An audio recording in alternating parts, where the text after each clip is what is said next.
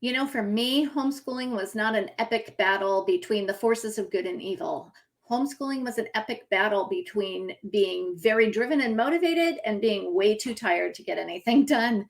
I thought that it would be very important for us to talk about homeschool burnout because it can be an epic battle for everybody. It's something that we all face usually in the middle of the school year. And as we're trying to balance our need for self care versus our need for childcare and our need for taking care of spouse and home and food. And it's frankly overwhelming at times. I especially know that the winter months are very challenging.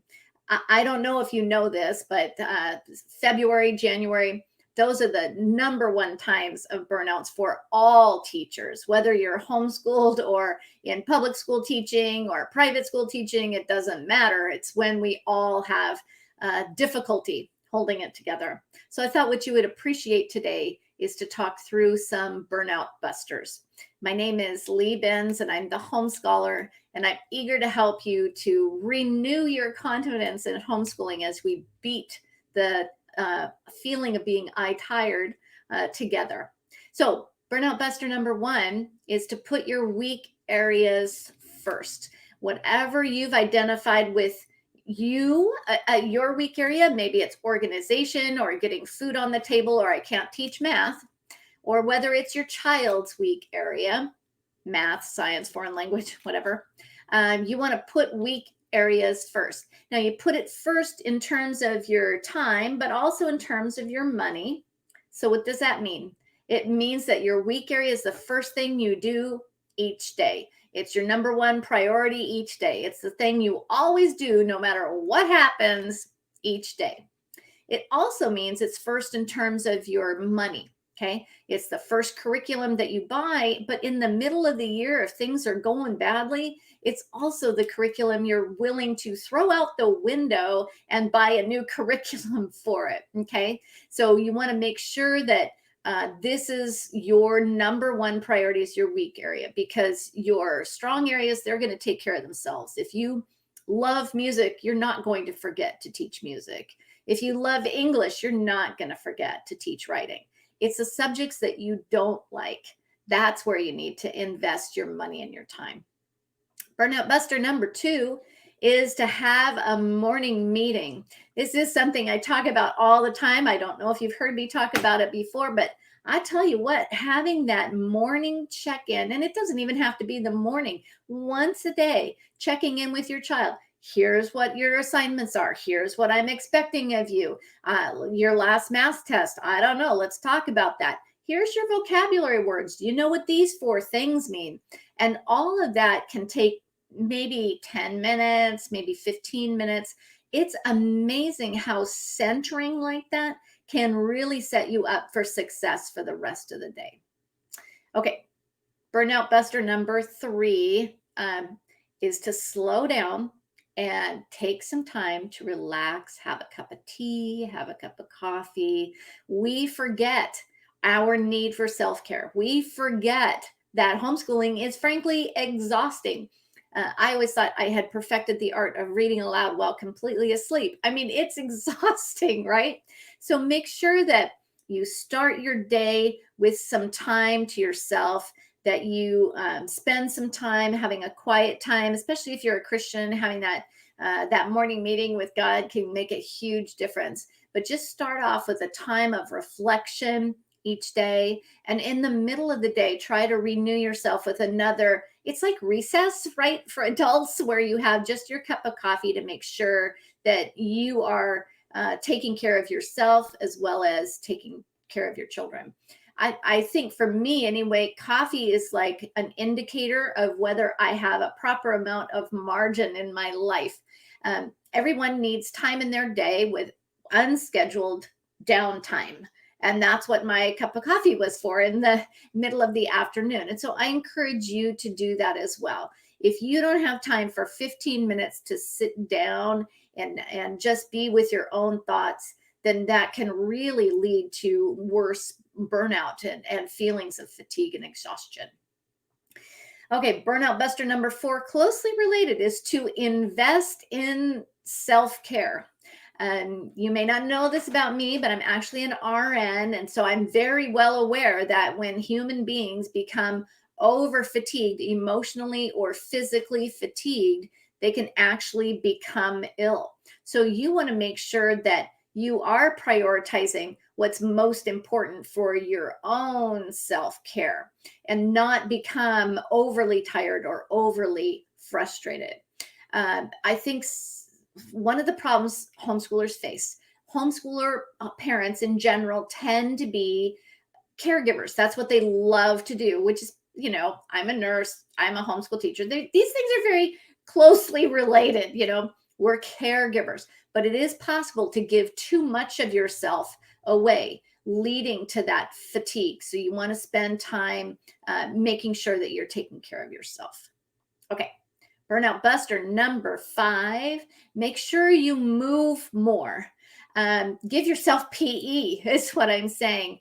You actually will be more fatigued and suffer more burnout if you don't get out and exercise. So you try to get your blood pumping, and that will help you stay awake. It might be a skill that you use with your children. Definitely, it was something that I was thinking about when I was homeschooling.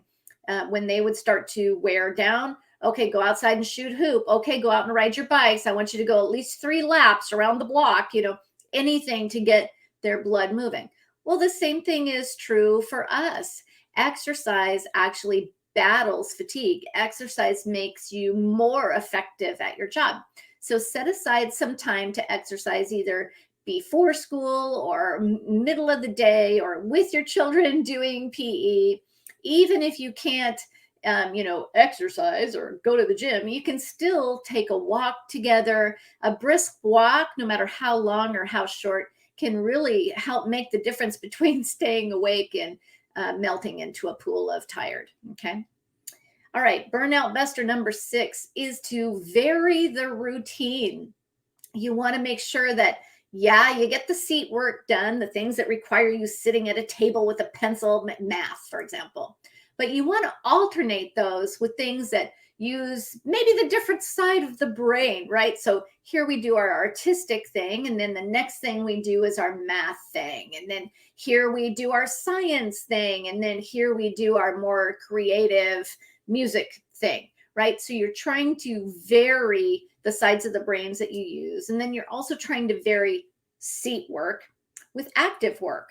Here I am sitting, not moving. Here I am doing PE and moving quite a bit. Here I am painting and moving quite a bit. So you want to make sure that you vary that. We also varied our routine by having one day a week that was completely different than the other days of the week. So basically we homeschooled even through high school. We were homeschooling 4 days a week. And then that 5th day was when my children had a real job, or were an intern or a volunteer, or went out and got their piano lessons and their chess lessons and all of the other things that are running around.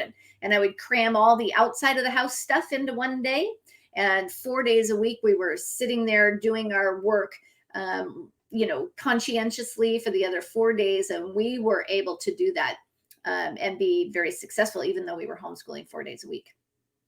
Another idea is to take at least once a month, take a day off, right? Call it a mental health day. That can be when your child takes their at-home sample test of the SAT, and then you take the rest of the day off. Anything to stir it up. Having a field trip where you go to a zoo or the science center or a park day, that can really vary the routine up and help you do that. Okay. All right. Burnout buster number 7 is to find some sort of a coping mechanism. Perhaps you have already recognized that my coping mechanism is actually coffee, is how I cope. But I want you to think about what works for you. What ideas have you used in the past that have been successful? Some people will do needlepoint or crochet. Some people will seriously get outside and exercise or run. Some people will get together as a group. Some people will take online classes, motivating them to homeschool better.